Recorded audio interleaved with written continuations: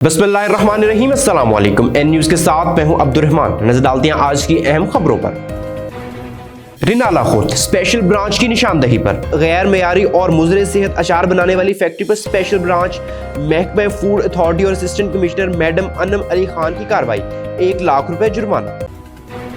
हेडमराला के मुकाम पर दरियाई चनाब में निचले दर्जे का सैलाब, पानी की सतह में मुसलसल इजाफा। District bureau chief N News Sialkot Awais Ahmed Raza की रिपोर्ट के मुताबिक हेडमराला के मुकाम पर दरियाई चनाब में पानी की सतह में इजाफा हो रहा है, मगर एग्रीगेशन के मुताबिक दरियाई चनाब में पानी की आमद 1,26,892 क्यूसिक और पानी का अखराज 1,03,342 क्यूसिक रिकॉर्ड हुआ। एग्रीगेशन रेगुलेशन के मुताबिक पानी की सतह में इजाफा हो रहा है। मुमकिन बढ़ते हुए सैलाब से सरहदी इलाका बजवात के देहात ज्यादा मुतासिर होने का खदशा है।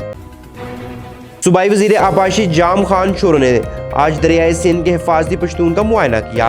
उन्होंने कोड़ी जा बहान के मुकाम पर दरियाई सिंध के हिफाजती बंद के कटाव की शिकायत पर बताया कि मैंने 2 चीफ इंजीनियरों की ड्यूटी लगाई है कि बंद और बंद की मुरम्मत की काम की निगरानी करें।